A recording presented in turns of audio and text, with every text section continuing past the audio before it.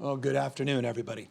I just want to begin by extending, again, gratitude to 40 million Californians that over the course of the last number of weeks have not only bent the curve in the state of California, but stabilized it. We have made real progress in this state over the course of the last number of weeks. And that's why I want to just confront the topic that is top of mind. And those are the images we saw over the weekend, the images down in Orange County and Ventura County on our beaches. Those images are an example of what not to see, people, what not to do, if we're going to make the meaningful progress that we've made in the last few weeks extend into the next number of weeks.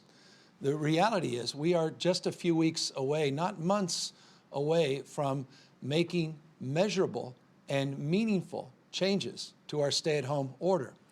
That is a very optimistic point to emphasize. However, that's driven by data. It's driven by behavior. And as we change our behavior, we can impact the science, the health, and the data. This virus doesn't take the weekends off. This virus doesn't go home because it's a beautiful sunny day around our coasts. The likelihood of having a virus-free world is not realistic in the next number of months. We'll look forward to that day as herd immunity comes into effect and we have a vaccine that we can distribute and make available to hundreds of millions of people across this country, billions around the rest of the globe. Until then, we have to manage it. We have to manage risks. We have to manage and augment our behavior. And that's why I cannot impress upon you more to those Californians watching that we can't see the images like we saw, particularly on Saturday in Newport Beach and elsewhere in the state of California.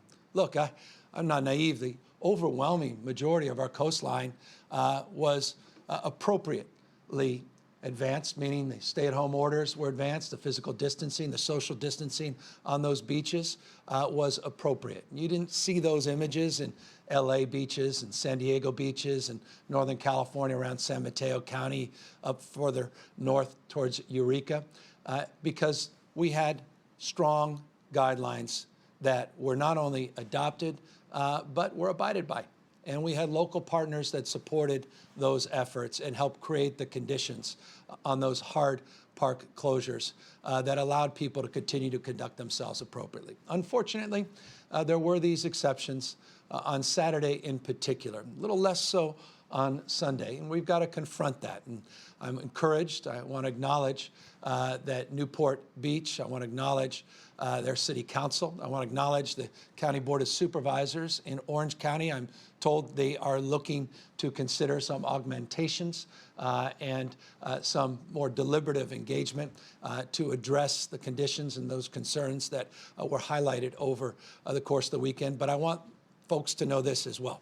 We're doing the same at the state level. The California Highway Patrol with our State Parks Patrol with other partners, and we will avail ourselves to more aggressive enforcement of the stay-at-home order, of the social distancing, of the guidelines and procedures that we expect to be followed all across the state of California. I deeply respect localism. I deeply respect local decision-making. I deeply respect the work that elected officials do all up and down this state of all political stripes. And I recognize your anxiety, and I recognize the pressures. As a former county supervisor, as a former mayor, I understand those local pressures intimately. And I deeply understand the broader public sentiment about their need to get some clarity, get some confidence that we'll go back to whatever modified sense of normalcy that we hope to see, that we'll see that advanced sooner than later. But I cannot impress upon people more. The only thing that will set us back is our behavior. The only thing that will set us back is people stopping to practice physical distancing and appropriate social distancing. That's the only thing that's going to slow down our ability to reopen this economy, our ability to adapt and modify this stay-at-home order. As I said, weeks, not months. If the data continues to be as stable as it has been over the course of the last few weeks, the only thing that can stop that is more images, again, like we saw over this weekend. So I'm looking forward to working with those local government agencies, working much more aggressively on the enforcement side, and continue to believe that we have remarkable capacity in the state to stabilize this curve and make the kind of modifications that all of us are eager to make. Again, none more eager than I am. And I just want to extend to that point. Tomorrow, we will be laying out more detail. Last week, on Wednesday, we laid out details on one of our 6 indicators. That was on the issues of testing, on tracing, on tracking, on social isolation that is done with an economic justice framework and the issues around quarantine. Tomorrow, we're going to break down the number 5 indicator, which goes to our business environment, goes to schools and child care facilities and the like. And again, the hope and expectation is that we'll be in a position in a number of weeks to make meaningful modifications. But again, the data will guide that. The indicators will guide that. And the only thing that can disrupt that, to set us back, to slow down our capacity to start to reopen our economy, is behavior that's inconsistent with the statewide guidelines. So I just want to make that clear up top. And again, just want to thank all the incredible work that was done over the weekend by parks and by our public partners and by large cities that really conducted themselves appropriately and truly did justice to the guidelines that not only they set locally, but that the state of California has set. And we'll have a little work to do to improve upon Saturday in particular, but I'm confident that we can do so, and again, look forward to robust conversations this week in that respect. Also am very honored that we had some robust conversations with state of Nevada and the state of Colorado over the last week. And those 2 states have joined our Western States Coalition. In addition to Colorado and to Nevada, of course, the partnership that was formed a few weeks back with Washington State and Oregon. This now allows all 5 states to begin to work even more closely and more collaboratively. I must say it is a wonderful thing when chiefs of staff, all the governors get on the phone and are comparing and contrasting best practices in real time, are sharing data, sharing information. This partnership has already become very, very meaningful. And I just again want to extend my deep gratitude to Mayor Brown, Mayor Inslee, to Mayor Sisolak, and to Mayor Polis, or rather Governors Polis, Sisolak, Inslee, and Brown for their outstanding leadership and their support in this broader Western States agenda. Also want to update you just briefly on a new strategy that we'll also be employing in terms of getting to the next phase as it relates to meaningful modifications of our stay-at-home order. As you may know, a few weeks back, we announced a new economic advisory body, a new recovery body with some of the best and the brightest minds we can source in the state of California that are advising us on our recovery efforts, short-term, medium, and long-term strategies, long-term around reinventing, reimagining the future. One of the conversations that came out of this task force was the importance of breaking down by sector. We're certainly looking regionally in the state, but also looking by sector and really drilling down on the specific and unique needs of every sector of our economy. In an effort to further that cause and to do so with some transparency, we're inviting the press and others in on a series of digital roundtables that I'll be hosting with leaders in small businesses, medium and large businesses by sector, also bringing in customers and bringing in experts from our advisory committee to help guide the conversations, to really start to break down not just broad strokes, hospitality or retail, but by type of retail, by type of sector within the broader sector of hospitality, bars, restaurants, and the unique nature of dining experiences with tablecloths, without tablecloths, and the issues of bars and restaurants that are combined, issues of different types of licenses and different types of retail, those that could do curbside pickup, those that aren't necessarily afforded that because of the way their physical construction works. Are they in a shopping mall, or are they with multiple other businesses, or on their second floor? All of these things will be broken down, and we'll start to socialize those conversations starting tomorrow, again, bringing the press into those digital roundtables. And again, it's not just about the immediacy of working to get specific language on guidance for meaningful modifications of our stay-at-home order in the short term, but it's really about talking about the future and what that retail experience may look like a year from now, 2, 3 years from now. And so having this dynamic process, these two-way conversations in a more granular level, we think is not only appropriate, but will be absolutely determinative in terms of how and when those guidelines are put out over the course of the next few weeks. And so that was something else we wanted to preview. Again, tomorrow we'll be having that first digital roundtable and inviting people in to participate in that. We're also pleased as well that we made some progress over the course of the last number of days. As you know, I'm apt to remind you of all the N95 masks, procedure masks, and other PPE that we've procured. We have distributed some 43.7 million N95 masks to date in the state of California. We have also distributed roughly 3 million procedural masks, or rather 4 million, excuse me, procedural masks. Over the course of the weekend, we were able to procure 3.1 million additional procedure masks. So we'll go from 4 to over 7 million masks that will be distributed. That's very. We continue the physical distancing. We appropriate ourselves in public by putting on face coverings when we are in contact or proximate to other people, and make sure that we continue to advance our stay-at-home orders. I get the data, by the way, every morning. We have a dashboard that's provided on movement. Number of companies we were working with that provide that. We made those public a few months ago. We actually showed some of that data here a few weeks back. It says what we all know.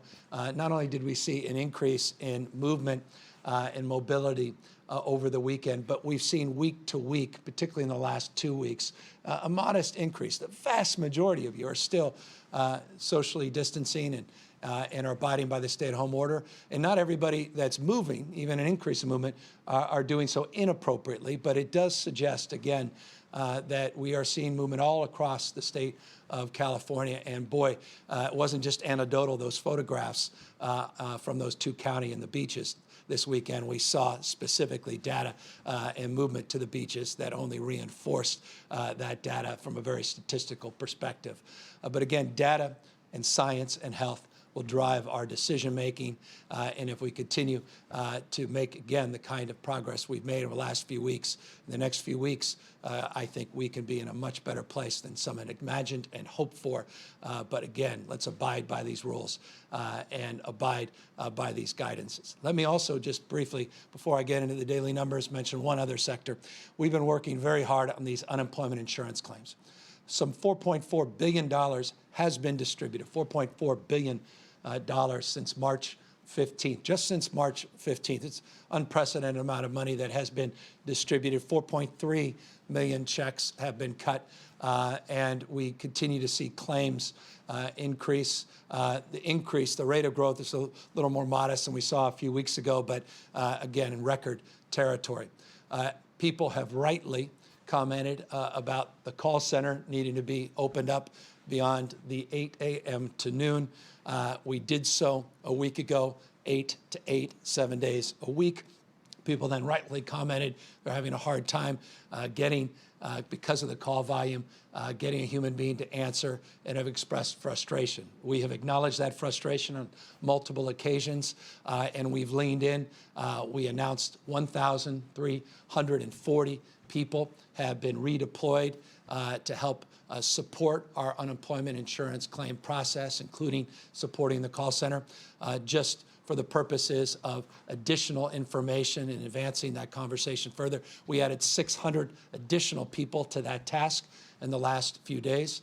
Later this week, we will be putting text capacity to answer question by text, so SMS. That will go into place in the next few days. We put a new chatbot up a few days ago on the most frequently asked questions. Again, all about reducing the stress, reducing the volume. I mentioned just before the weekend that we were integrating some of the work around call centers and making sure that we're putting different protocols in place. That substantially started to take shape over the weekend. We're not out of the woods by any stretch of the imagination. Let me tell you why. Just last week, 15 million calls came in to that call center, 15 million.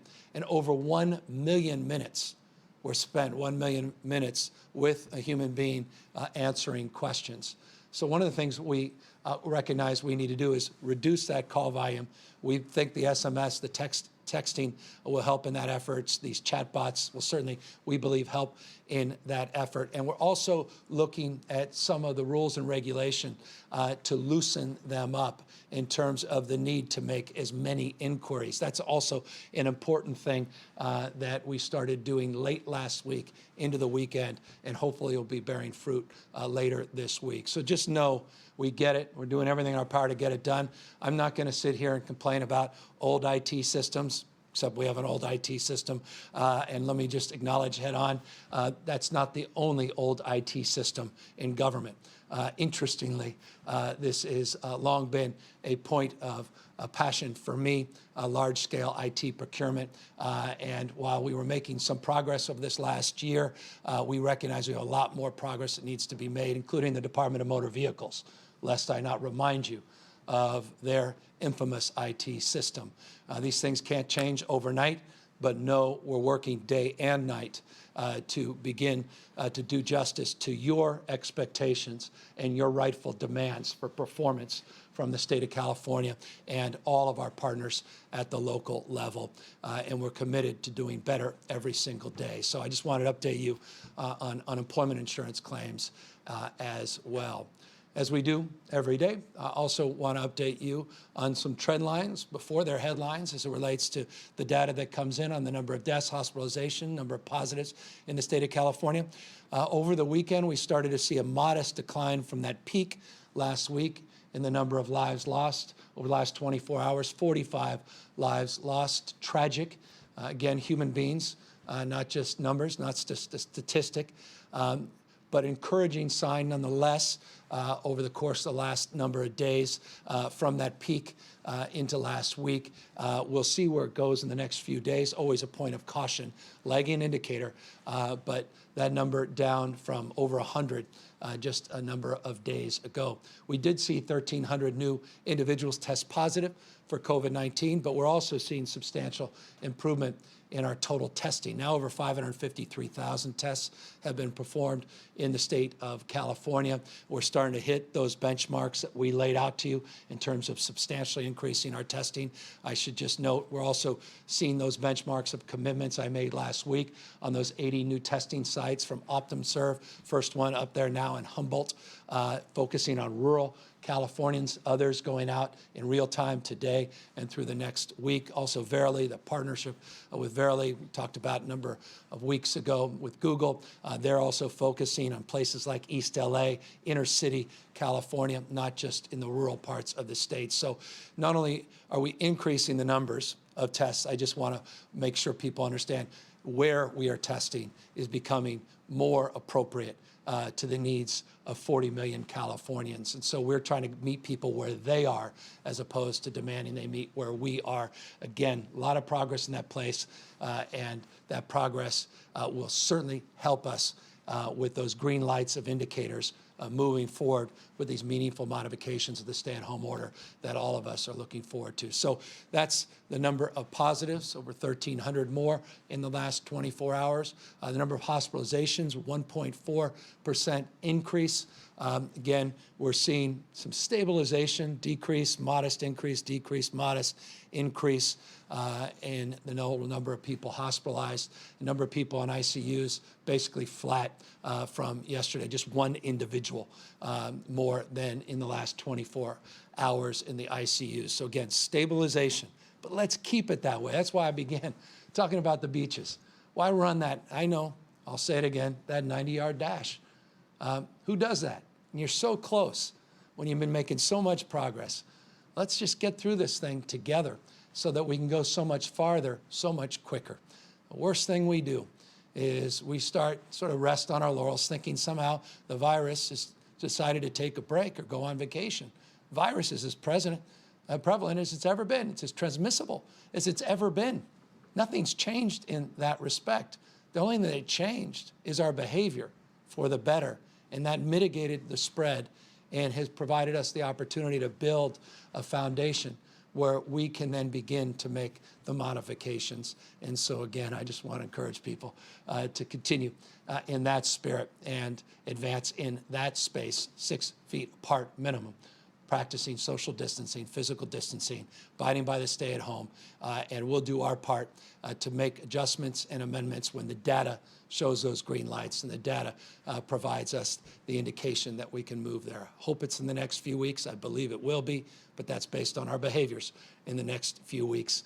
So let's get there together, and let's get there in a much stronger way than we otherwise could. So that's broad strokes, the updates for the day. And I, again, want to just express great gratitude to all of you that continue to do everything you can to really meet the spirit that this moment requires. And that spirit includes all of you that have signed up for the CaliforniansForAll.ca.gov website to contribute your time, your passion, your expertise to volunteer. It is just a wonderful thing to see those numbers continue to grow and continue to expand in terms of every part of this state, people participating, contributing, supporting their neighbors, supporting one another at this incredibly important time. Let's also keep that spirit of contribution going as well. With that, happy to take questions. Jonathan Ayestas, KCRA News. Hi, Governor. Thank you for taking my question. Earlier, you had mentioned that you had possibly wanted to work with law enforcement agencies to be a little more aggressive with any enforcement. At least in our area, we haven't heard of any citations. Does this mean you're wanting to take a step more towards that, or is the goal still education about social distancing guidelines versus enforcement? Yeah, I appreciate it. No, the predominant focus is education. We did a lot of PSAs. We did paid media. I was very explicit last Thursday, a little bit on Friday, about our concerns and the expectation, particularly in these two counties that had soft openings as opposed to hard closures. And it manifested as we were concerned, though I think because of the great work the state parks and their Parks Patrol and our partners at the local level did, it was mitigated. Look, there were thousands of contacts, particularly on Saturday, substantially less so on Sunday for a multitude of reasons. There were no citations or arrests. There were a few warnings scattered all throughout the state of California. I think that's a better approach. I don't want to be punitive. My gosh, someone has lost their job. Last thing they want to do is walk their dog. They're with their kids. And they've got cabin fever, and they just want to take a rest on the beach. And all of a sudden, they get a citation. I don't want to see that happen. You don't want to see that happen. None of us do.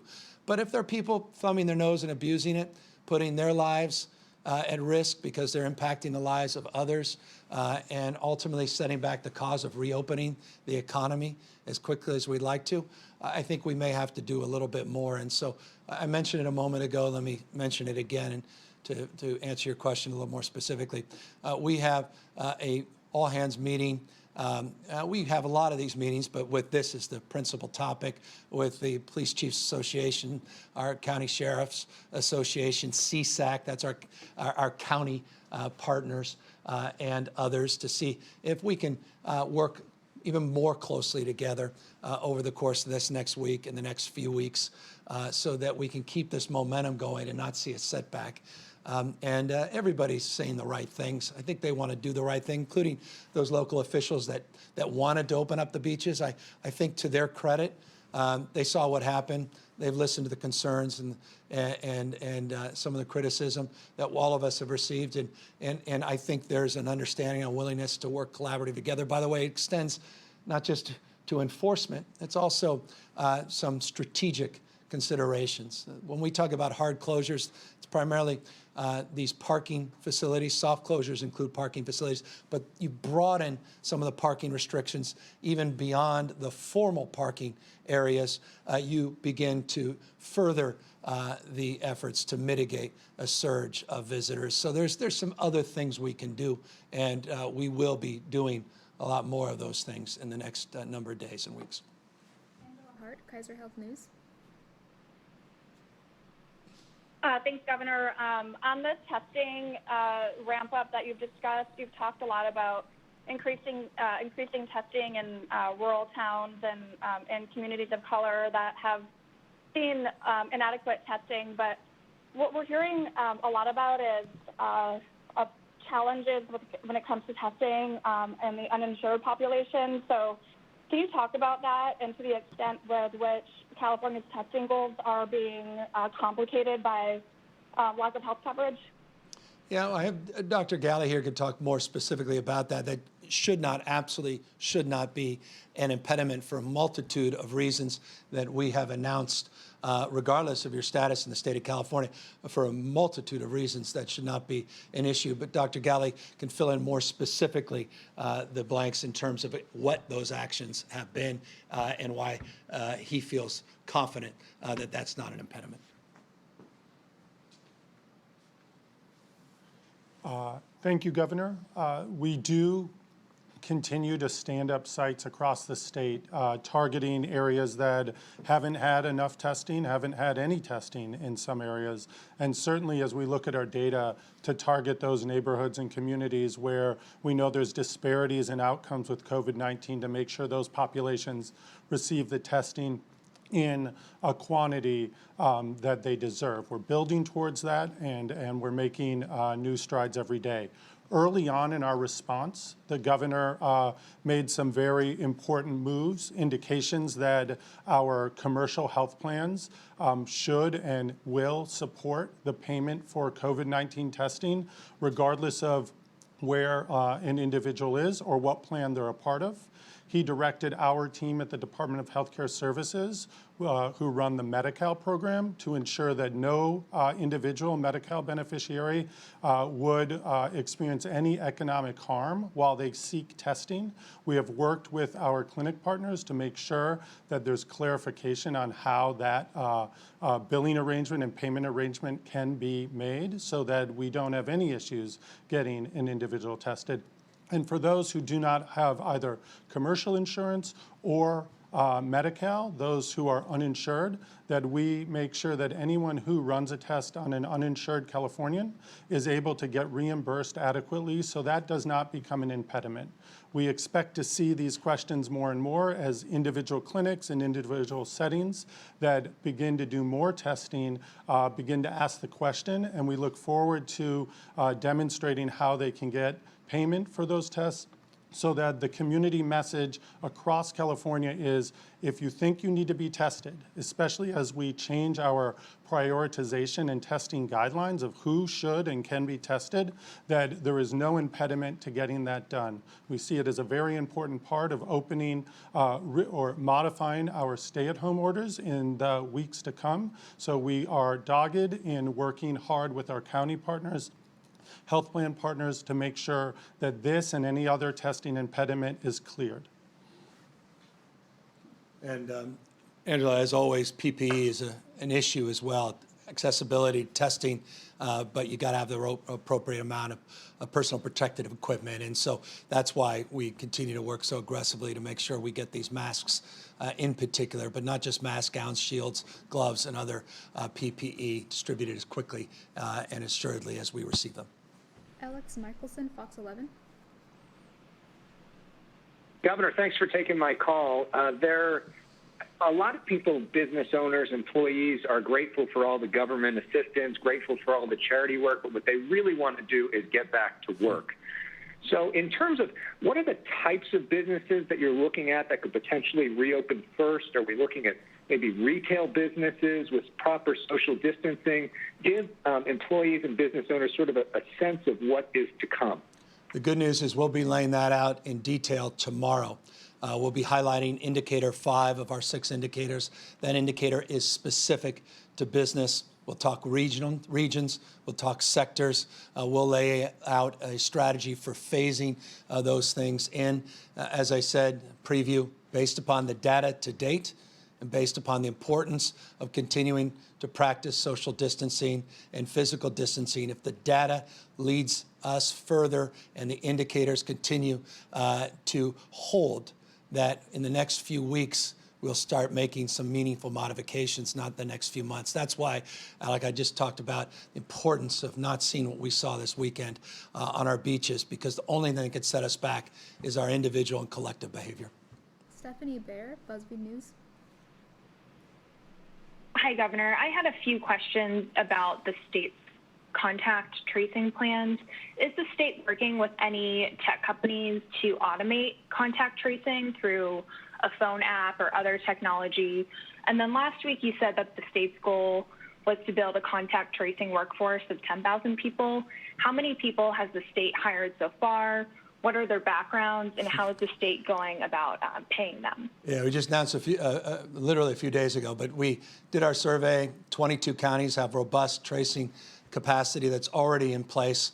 We're building off that existing workforce.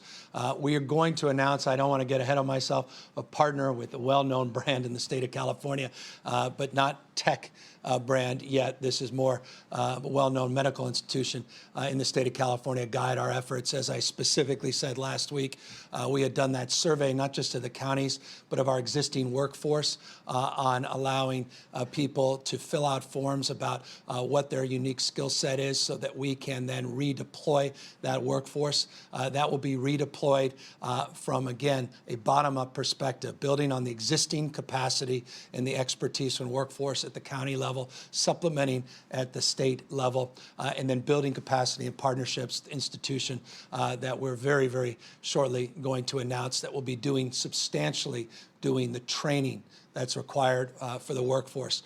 We're well on our way of meeting our internal goals, and over the next few weeks, you're going to see thousands and thousands of people well on our way to hit that 10,000 goal sooner than actually some of us had even anticipated when we made the announcement last week. And again, that's based upon the extraordinarily robust existing infrastructure that's in place. It may not be total numbers, but it's the quality of those local efforts that are consistent, by the way, even in this crisis. And this is important to remind people. We've been doing contact tracing for years and years and years, decades in the state of California.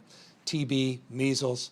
Substantively, you'll see a lot of work in this space on STDs, some gonorrhea outbreaks in the last number of years, HIV and AIDS brought to a whole nother level. And some counties are more enriched in this space than others. So we're building off that local expertise that already exists and then expanding it with this surge workforce based on the surveys that we had conducted a number of months back, probably almost 2 months ago, 7 or so weeks when this crisis first took shape and we started those surveys.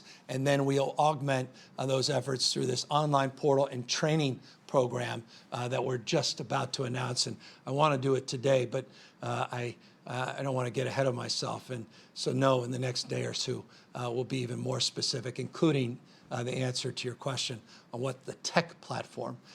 We have multiple choices in this. I just want to make sure we don't pick one too soon and unnecessarily and lock ourselves in, but we are very close to having that platform set up as well. David Baker, Bloomberg News.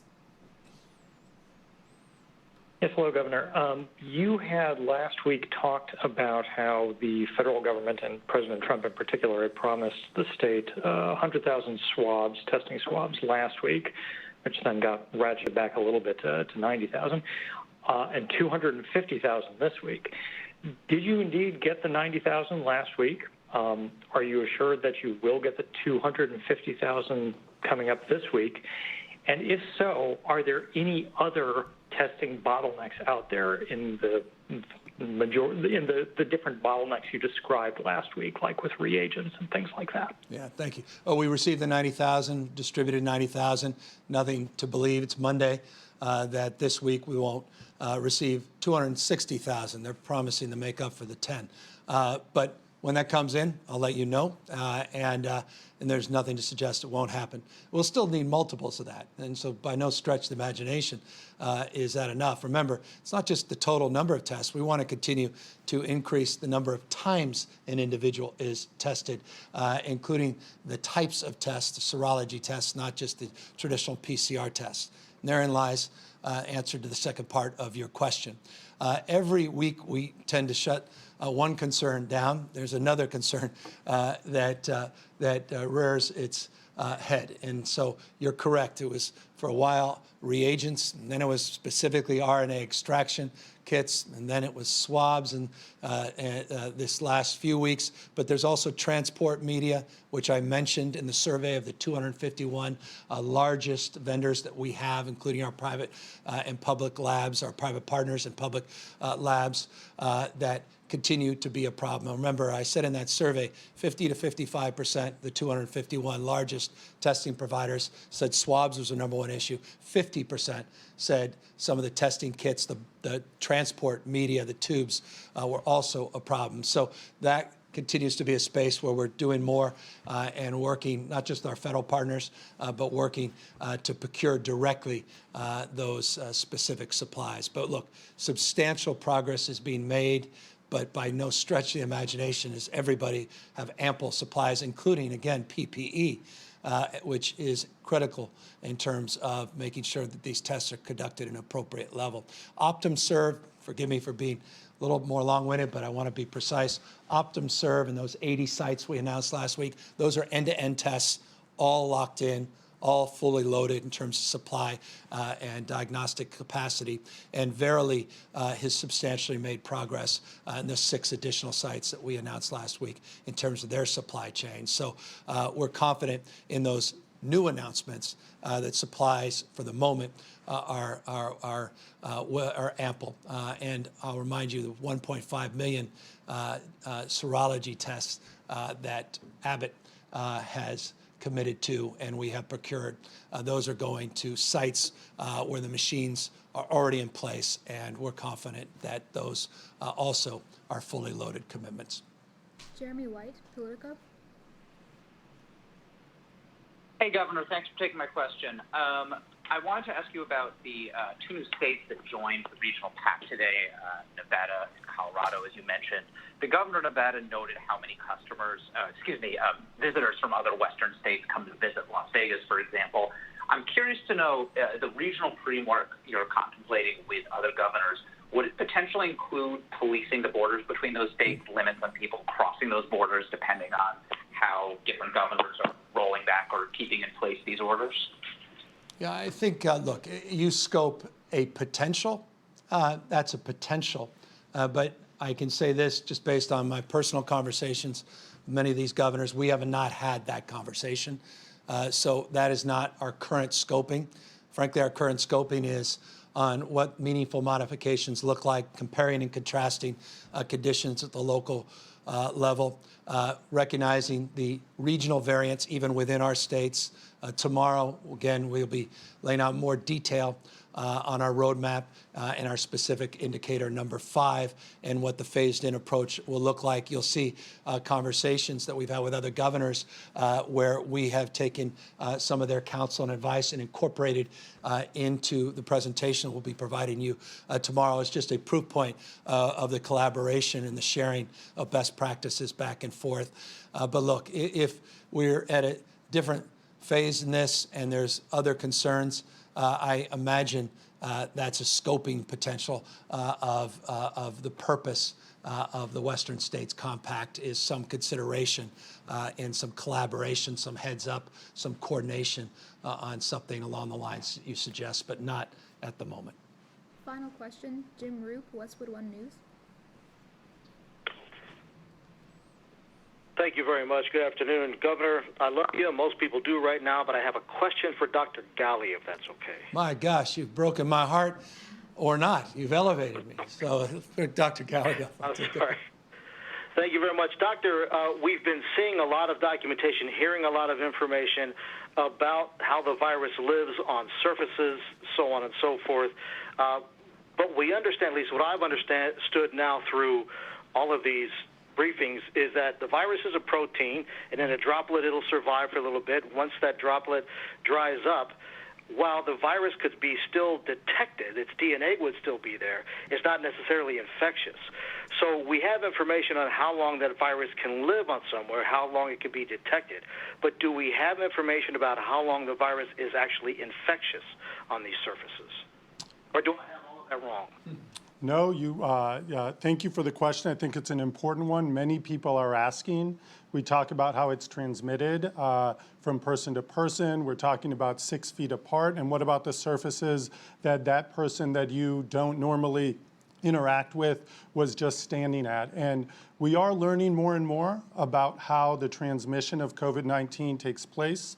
I think we're learning based on what other countries are publishing in the literature, what we're learning in some of those major epicenters in the states of where they've had many, many cases. And I would say that because we are not 100% certain how it lives on surfaces, whether it transmits off of those surfaces, that we continue to push out those very basic guidelines. Wash your hands frequently. Don't touch your face if you can avoid it, mainly your eyes, mouth, and nose. Make sure you cover your cough. Keep physical distancing as much as possible. Stay at home when you're able to, and if you must, leave your house to go to a necessary essential visit to the store or the pharmacy, to use a face covering, and to keep as far apart as possible. I think as we learn more and more, whether it's an hour on a surface, 6 hours on a surface, whether that transmits and is actually infective, transmissible, and can cause someone to contract COVID-19, we want to be abundantly cautious with all of our citizens around California and giving that consistent, strong guidance of what to do now. As we learn more and more about the science, we will share that with you, try to be clear about what it means and how it might change our requirements or recommendations around how we behave. But for the time being, we continue to stick to the initial message around physical distancing and doing the basic common sense things around covering your cough, washing your hands, and taking normal measures to protect yourself, your families, and your communities. Thanks for asking the person who went to medical school that question. And let me just extend appreciation to everybody, all the good work you've done to suppress the spread in the state of California. And good work is provide us the opportunity tomorrow to give you an update on our indicator. Again, 6 indicators. We did the update last Wednesday on testing, tracking, tracing, isolation, and quarantine. Tomorrow, we'll be talking about opportunity to begin to modify potentially the course of the next few weeks, not months, modifications to the stay-at-home order that go to the question of businesses, and sectors, and regions in the state of California. But that's because of your good work. If the data starts to show different things, if the spread is not suppressed, if we go back to our behaviors, pre-COVID-19 behaviors too quickly, then these announcements, these guidances, our ability to get back to modified normalcy will simply be delayed. And so, again, it's in the spirit of collaboration, spirit of expectation, and in the spirit that has defined the last few weeks that I just, implore you to continue to do the great work you've done and continue to tell your friends and family, particularly younger folks, that work is not over. The virus is as transmissible as it's ever been. And again, it doesn't take the weekend off.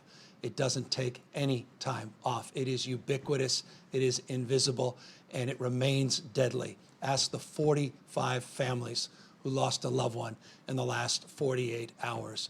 Please, please continue physical distancing, social distancing. Continue to abide by your local and the state guidances, and continue in that spirit of contribution. And as always, I'll end just reminding you, if you feel the urge to contribute your time, your energy, your passion, your expertise, CaliforniansForAll.ca.gov. Take care, everybody.